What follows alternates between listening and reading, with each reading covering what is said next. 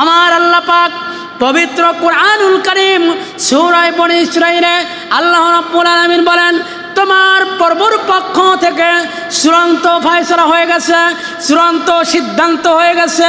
আমি আল্লাহ আমার ইবাদত বন্দেগী করার পর মা বাবার খেদমত করবে, খবরদার তাদের সাথে বেয়াদবি করবে না এবং তাদের সাথে ও শব্দটি করবে না, ও শব্দটি পর্যন্ত উচ্চারণ করবে না। আমার আল্লাহ তাআলা শিখিয়ে দিলেন।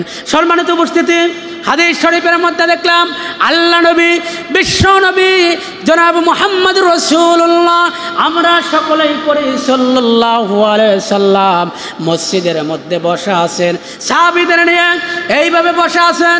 সাহাবীরা আল্লাহ নবীর সমস্ত আলোচনাগুলো শুনতেছেন, নবী আমার আলোচনা করতেছেন, সাহাবীরা বসে বসে আল্লাহর নবীর আলোচনা শুনতেছেন। কোথায় থেকে যেন একজন বৃদ্ধা মহিলা এসে আল্লাহ নবীর দরবারে উপস্থিত হয়ে গেলেন।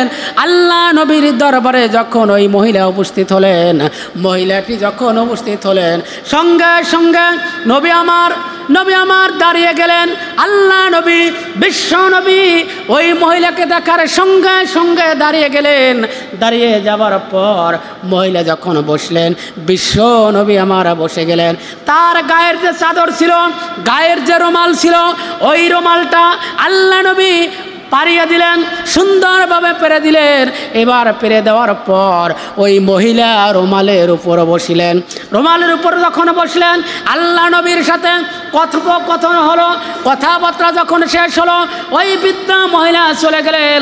সাহাবীরা বলতেছেন, ইয়া রাসূলুল্লাহি, ইয়া হাবিবাল্লাহ হুজুর, আমরা বড় আশ্চর্যিত হয়ে গেলাম। একটা সাধারণ মহিলা, সেই মহিলার জন্যে আল্লাহর নবী, বিশ্ব নবী দাঁড়িয়ে গেলেন। বিশ্ব নবী আমার দাঁড়িয়ে গেলেন। দাঁড়িয়ে যাওয়ার পর তার যে গায়ের রুমাল ছিল, রুমালটা পেরে দিলেন। ওই মহিলা রুমালের উপর বসলো। এটা তো সাধারণ ব্যাপার হতে পারে না। ইয়া রাসূলুল্লাহি, ইয়া হাবিবাল্লাহ হুজুর, সাধারণ একজন মহিলার জন্যে বিশ্ব নবী দাঁড়িয়ে গেলেন, এটা কেমন কথা?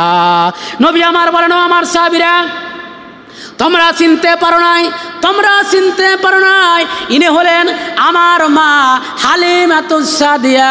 আমি যখন ছোট্টবেলায় আমার মাকে হারিয়েছি, এই হালিমাতুস সাদিয়ার ঘরে লালিত পালিত হয়েছি।